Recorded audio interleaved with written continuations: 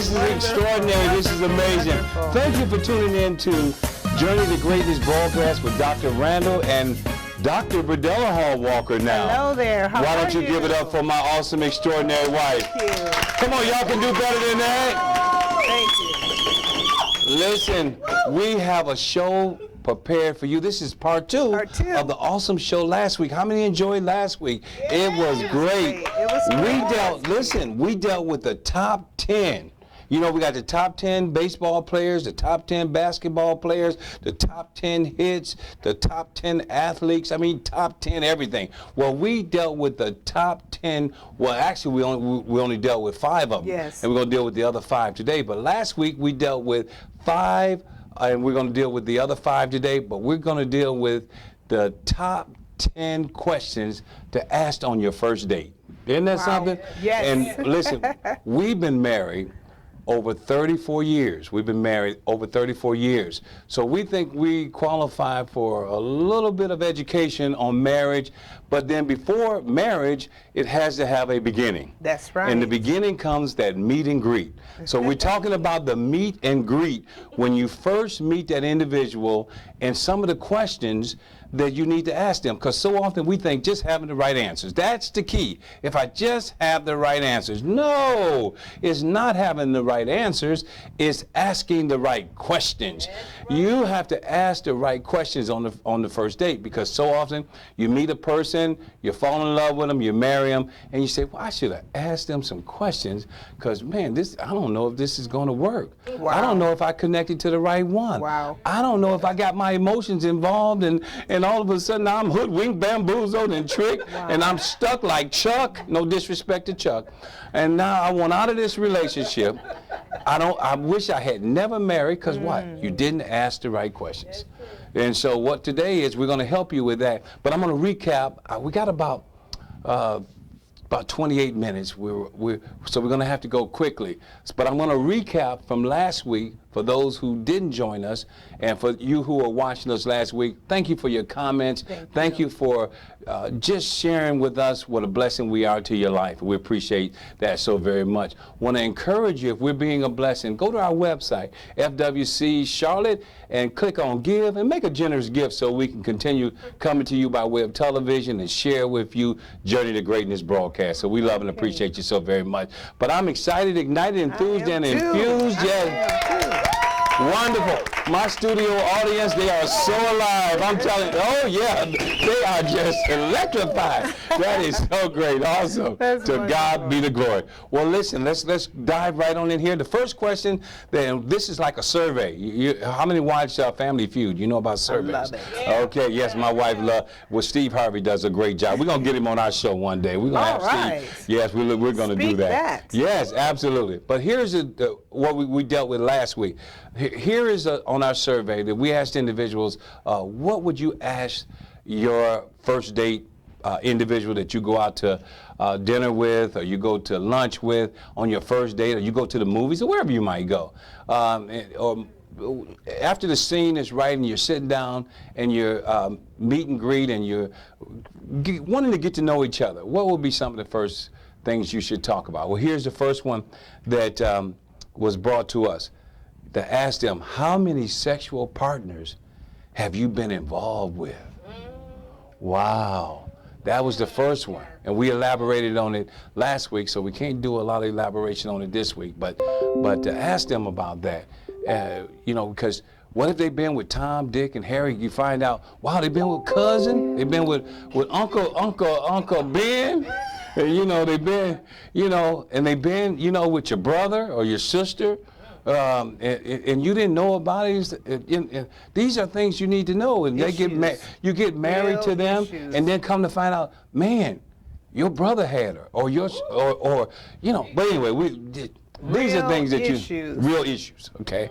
And then you wonder why things went sour. You didn't ask the right question. Number 2, have you been HIV tested? Ask them. Have you checked yourself out?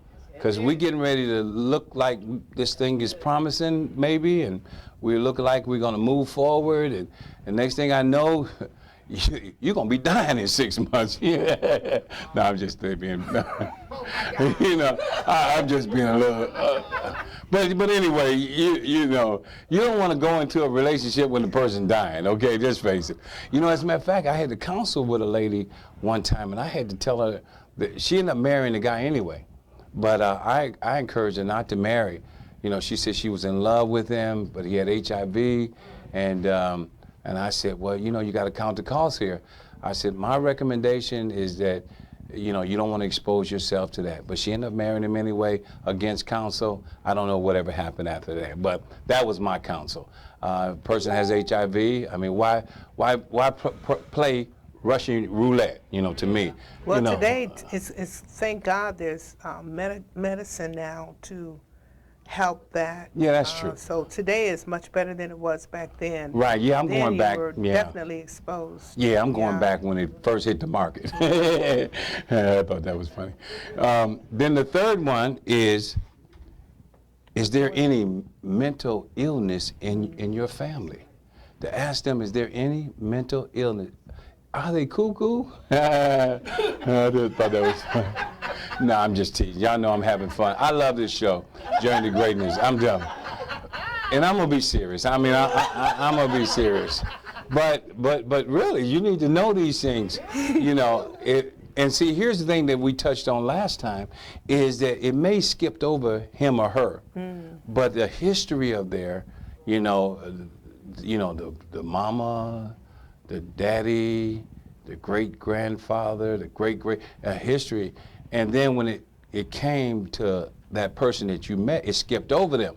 But here's the problem. It may not skip over your kids. That's true. It may catch them. So you want to ask them, do they have a history of mental illness in their family? Because, you know, you marry them, and then next thing you know, you give birth to a child that's mentally ill, and you just didn't ask the right questions. But that's, do they have any medicine to help that today? Oh, yes. Okay, so just Definitely. long as, okay. Well, once they're diagnosed, yes. Okay, well, that's good. We just want to make sure, because we're trying to look out for you.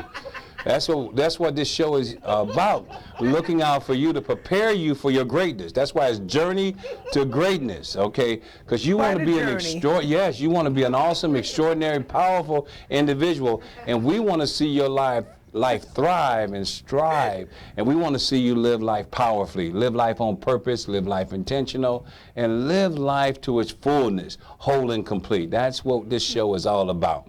And then the fourth one, have you been married before? You need to ask them if they've been married before, because if they've been married before, quite naturally something went wrong. And if something went wrong, there's some baggage there that they may still be holding on to and taking into the relationship, and it's camouflage, because you know when we go out on our first date, we put on the best front. I mean, we grinning, smiling, and just, you know, we putting our best foot forward because we want to be impressive. But at the same time, behind that smile, you know, and no telling what's behind the smile, you see, because that person could be hurting and still going through. They could have resentment, they could have bitterness, they could have anger, they could have been a spouse abuser, they could have been cruel, and they never, and it only comes out at night, you know, and you don't see it, okay? You know what? Yes. Audience, I love this show. It is so unedited, and he just comes right out. Well, with everything. Yeah, it's so funny. Yeah, but I want to help my viewers, because so often,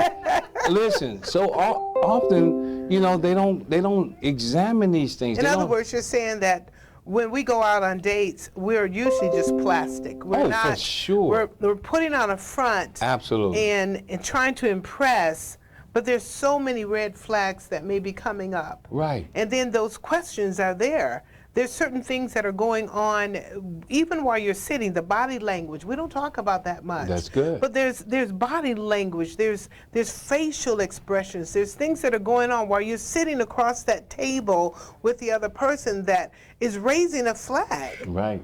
And you're like, you're not saying it verbally, but in your mind you're saying, I see something, but what we do is we dismiss it because he spent $200 on me that night, and it was great, and so I know this man got some money, so I'm going out again. But you're missing all of the components of the red flags that are coming up, and that's why these questions are inevitable and need to be presented in some way. Now, that first one that you came up with, that is not the first question anybody will ask anybody. Why not? I mean, if you... What was that first question again? Okay, how many sexual partners have you been involved with? I don't think, the only way that... Before the night's over, you better ask him. It depends on the direction that he wants to go. If he wants, if he's saying, or she, well, you want to come back to my apartment, then quite naturally, that's coming up because now you're just too active on your first date. Listen, be upfront. Be upfront. See, that's the problem. Right there. I'm so glad my wife brought that out. We sometimes want to hide things, sweep it under the rug, don't want to hurt anybody's feelings. And then they turn around and hurt your feelings later on when you could have hurt their feelings up in front and you would have known everything. Okay? So I'm going to encourage you, ask the question. Ask. Do not be afraid to ask questions, okay? Please trust me on this one. You will ever thank me. You'll write me and say, thank you, Dr. Randall Hall Walker, because I asked the guy the question and he been with it. Well. Okay, you got it? And so. Yes. Okay, trust me. All right, I'm not trying to be hurt anybody's feelings, but this is a real world. And we deal with real people, and we got to deal with real issues, okay? And the issues are real. They're more open than they were back when you and I got married. And back when you and I got married in the days of Moses was when we had to get a blood test. Right. And you knew whether or not you were going to be compatible. You knew whether or not that's a good point. You should have children. And a lot of times, especially when you come from a large family, unless you go to family reunions, which is a good thing to do, you may not know that person that you like or date may be related to you. Come on now. Now you bring it home. It has happened, and I know personally some people, when we got to certain places and we're seeing that person and that's my relative, but that's, oh my God, we ran into some problems. So when you live in a y'all listening to this? This is so good. When you live in a small town and everybody knows everybody, and cousin live across the street and uncle lives over here, you better know who your family members are. That's right. That's exactly what I'm talking about. Family reunions. Wow. That's how we found out, because there was a. Are you all taking notes? When I was coming up, man, they were so good looking. Good looking. We see them in church and see them here. Then we go to the family reunion, and that's my first and second cousin. You would be so disappointed, but you knew not to touch that. That's your blood. Right. So when you go to these family functions, then you don't end up into a mess. And see, you hit on something powerful, because the blood is what's the key. Mixing blood, certain blood should not be mixed together. That's true. And when you mix the wrong blood, see, it's not that God doesn't want us to enjoy sex and different things. He's making the bloodline, keeping the bloodline pure, because when you have sexual intercourse, you transmit blood. And so blood is sacred to God. And so that's what God is trying to do. Not that He don't want us to enjoy sex with individuals, it's the fact that He wants to keep the bloodline pure, because when it's contaminated, then all kind of sin as a result of that, sin produces all types of different sickness and diseases. And so you can't mix those bloods together. You know, like all of us know you can't have sex with your sister. All of us know that you can't have sex with your brother because of the bloodline. It is the bloodline that God is working with. That is so great. Give First Lady Bradella Hall Walker a big.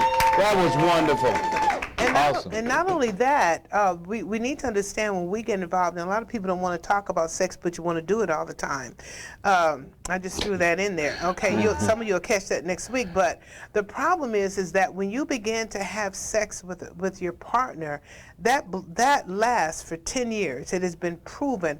And so if you've been with one person, that's carrying in that soul tie, that bloodline carries for 10 years. Now you're with someone else, three, and now you got that one, and you've got this one, and then you've got another one. You don't want to be that active because it's a problem with the blood. It's a problem with the soul tie. It's a problem with your psychological, your emotions.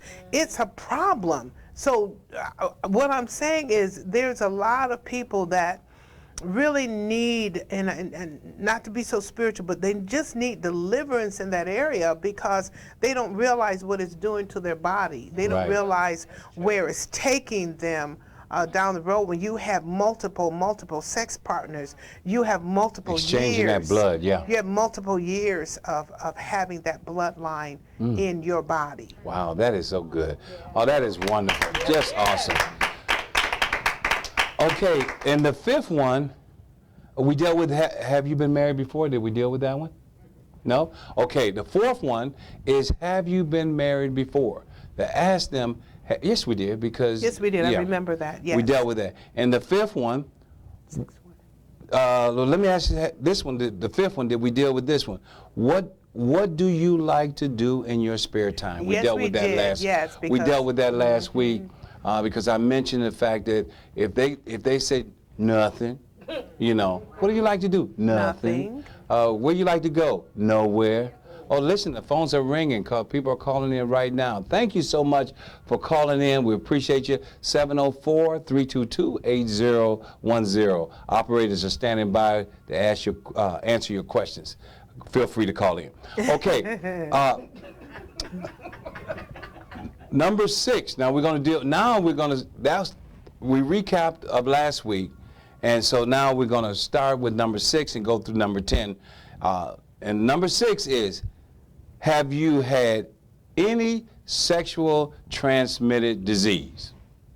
To ask them, have you had any STD at all? I mean, that now, because you need to know that, because sometimes it lays dormant and they may have not taken their medicine properly, and sometimes you can kill some of the disease, but some of it is still laying dormant, and it can come alive, okay? And you need to know for sure so that they can get tested again to make sure that they get a clean bill of health. So you have to ask the right questions. You know, don't be afraid to ask the right questions. Don't be afraid to ask them, because this is your future. This is your life. You know, don't just take things for granted. You know, well, everything will be all right. I had sex too, so he had sex. Everybody had sex, so it don't matter. You know, don't take that attitude. Ooh. This is your future. That's right. This is your life. That's true. And you got to ask the right questions. And if they've had, the lady have had syphilis, gonorrhea, other sexual transmitted diseases, you need to know that so that you can protect yourself. You may want to have protective sex even though you're married. You know, you may want to have that just in case, you know, just so you can make sure. So that's number 6. Here is number 7. Are you ready? Okay. I thought I was going to respond. Oh, I'm sorry. Yes. Yes, go right ahead. Okay, great. I want to respond. Wait a minute. Before she responds, give my awesome wife, Dr. Berdella Hall Walker, a big God bless you.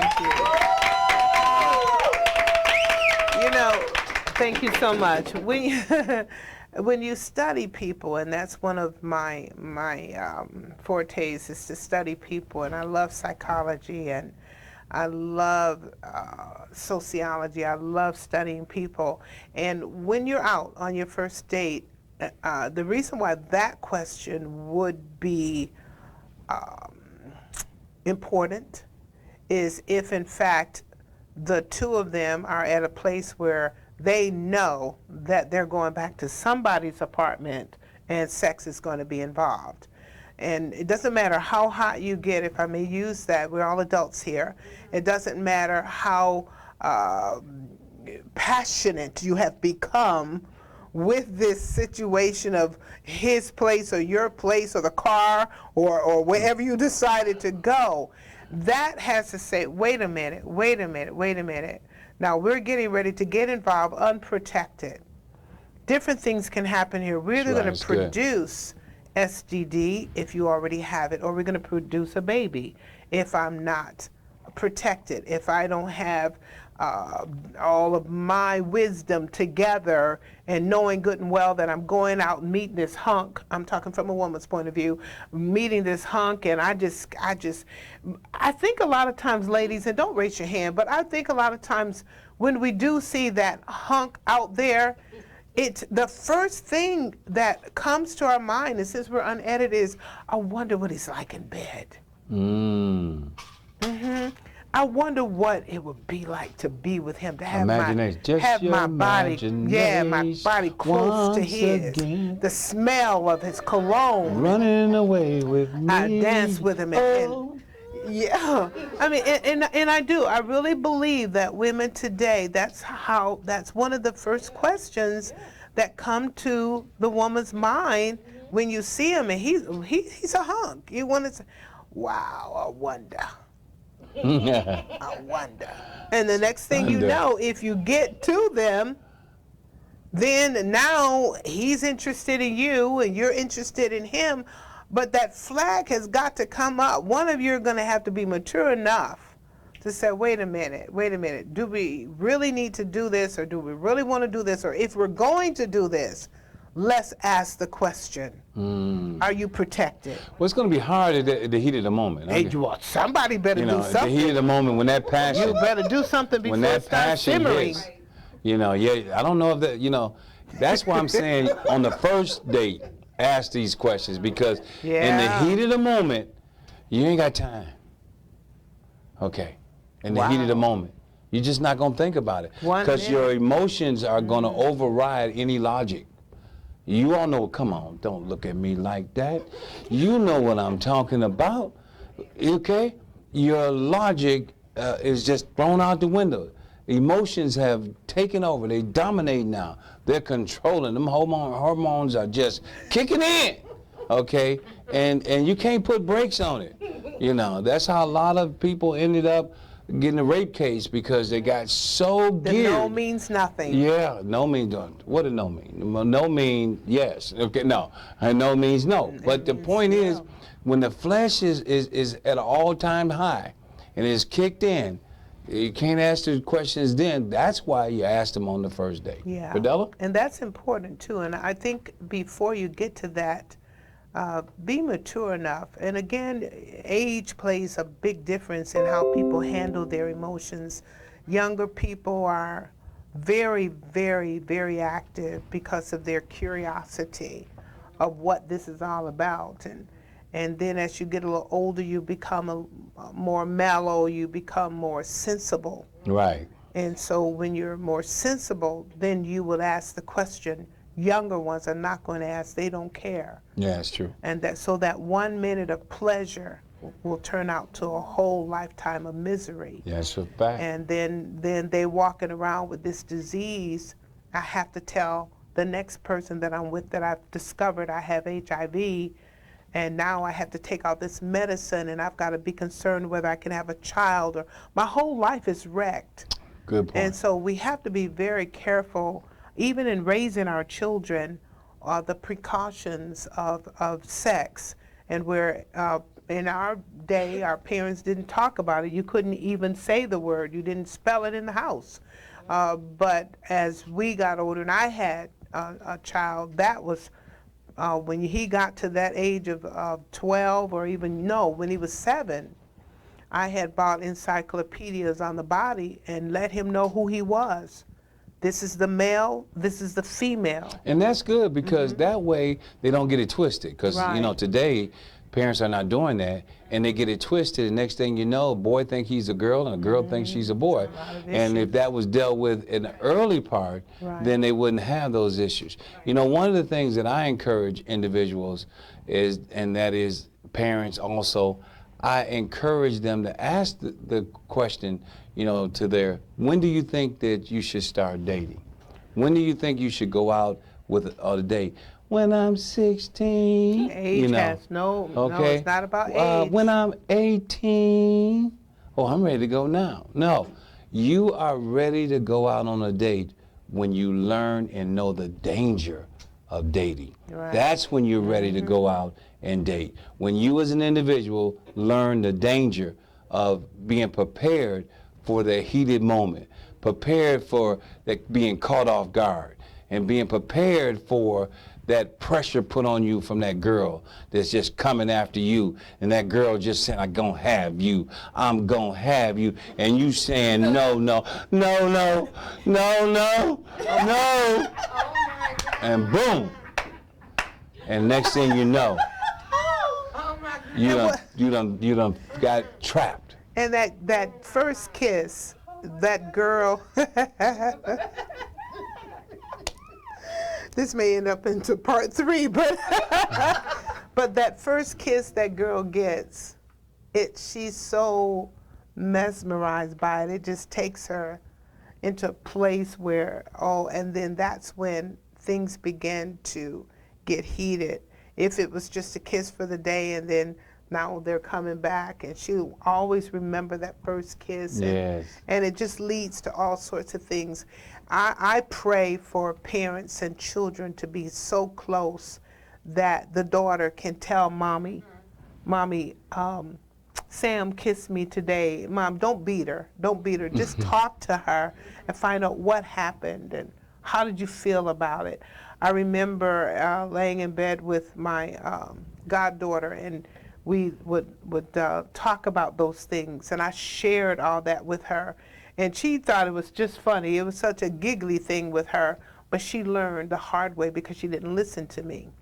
And her life now is in shambles, and I pray for her a lot, because kids think they know more than you do. Right. They forget that you're the parent. They forget that you traveled the same road. You had the same. They don't want to ever see you as a sex partner with anybody, even with dad. They think what you're doing is nasty.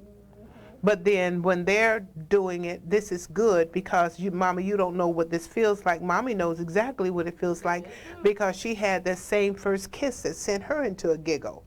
So, but if children would listen to their parents and parents would be honest and open with them and tell them, look, I felt the same way you did. And make them understand I can equate to where you are right now, but today it's more dangerous than it was then. Yes. Because now they're hiding and they're getting it, they're looking for people on the internet and they're searching them out because why? What is it that you're wanting? And then the next thing you know, we see you splashed on the front page of the news that you've been killed and stabbed 100 times by the guy that you found on the internet because you thought you were going into something. So if we as parents would help our children to face a healthy relationship, and it doesn't always have to be in church because now I'm finding issues there too, but it's just, first of all, finding out who you are. When you know the value of you and your own worth, that will also make a statement to the date that you go on for the first time. That's beautiful. Wonderful. Well, we're almost out of time, but we're going to go quickly here. This has been really great. Just great wisdom, great insight. Okay, number what? 8, 7 or 8? 7, I believe 7, it is. okay. Okay, this is a good one as well. How far do you want to take this relationship? To ask them, how far do you want to take this relationship? First date, how far you want to take it?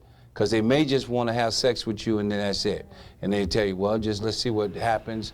But they might say, well, you know, I want a future and I can see a future with us. I can see us going somewhere. This first date, you know, you got to get the expectations of a person. What are they expecting from this relationship? Because if you ask the right question, it'll tell you everything that you need to know about that person. How far do you want to take this? How far do you want to go? You know, maybe ask them, you want to have sex now? You know, and see what they say. Just to see what they say. And if they say, yeah, let's do it right now, you say, oh, you're the wrong one.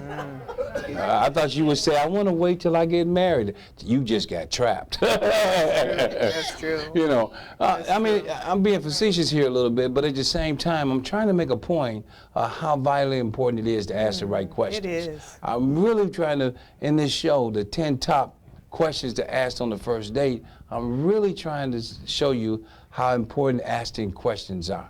Bradella? Yes, and I think that's a great question, because if I'm going out, let's talk about that hunk again. If I'm going out with this guy and there's something there, I felt the connection, and we have just spent 2-3 hours. We maybe went to a show, went to a movie. Now we're walking downtown, and his hand slips over and hold my hand. And we began to just have a great time. Next thing you know, we're 4 or 5 hours of just dating. And he gets me back to my apartment. And even if you want to come in for a cup of coffee, I would invite him. But then when we sit down, now I'm thinking, now we've been together the longest time I've ever been with anyone. How far do you want to take this relationship? Is this just a one-night stand? Is this something that I can enjoy with you tonight and we can both move on? What do you want to do with this relationship? So there has to be, or there should be, an expectation. People say, well, I shouldn't expect anything from you. Well, you spent my money. We enjoyed our time.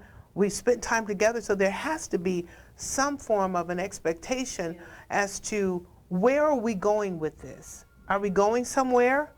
Or did we just have a good time and we can kiss and say goodbye? Wow, Yeah. Good. Well, that's great. Well, listen, we are out of time. We're out of time. Listen, We'll be I back. wanted to finish this today, but it's just no way. You're going to have to join us next week. Next week, part 3. Part 3. We thought we could get it done today.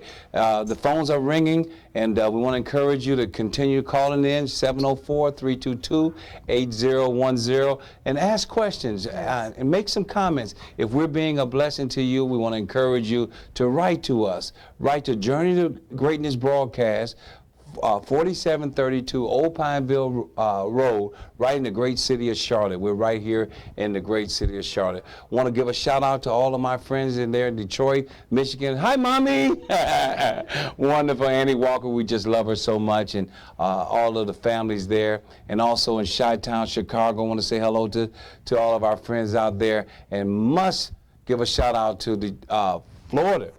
My wonderful grandkids. So I'm going to have my awesome, extraordinary, my darling, darling baby, my sweet and sexy lady. I forgot I'm on Christian television. But listen, I want her to give a shout out to all of our grandkids in the great state of Florida and the Orlando area. Give them a great big shout out. First of all, to our son David and his wife Nikiba, Yes. we love you. And to Brianna, Alyssa, and Nia, we love you there in Florida. All of our cousins, Chelsea, all of it, we just love you so much. God bless. Wonderful. Thank you so much for tuning in. Thank you, studio audience. Give yourselves a big hand. We thank God for you, our wonderful studio audience. Thank you for joining us. We're just so delighted to come to you by way of television and share with you Journey to Greatness broadcast with Dr. Randall Hall Walker and Dr. Bradella Hall Walker. We love you, and we want to say to you, we wish God's very best to you. Hi, I'm Dr. Randall Hall Walker. What a joy it is to come to you by way of television and share with you Journey to Greatness broadcast. If we're being a blessing to you, would you be so kind to consider going to our website, FWC Charlotte, and consider giving a generous gift so we can continue the ministry. We're touching lives around the world, and you can partner with us and help us make a difference. Thank you so very much for your support, and wish God's very best to you.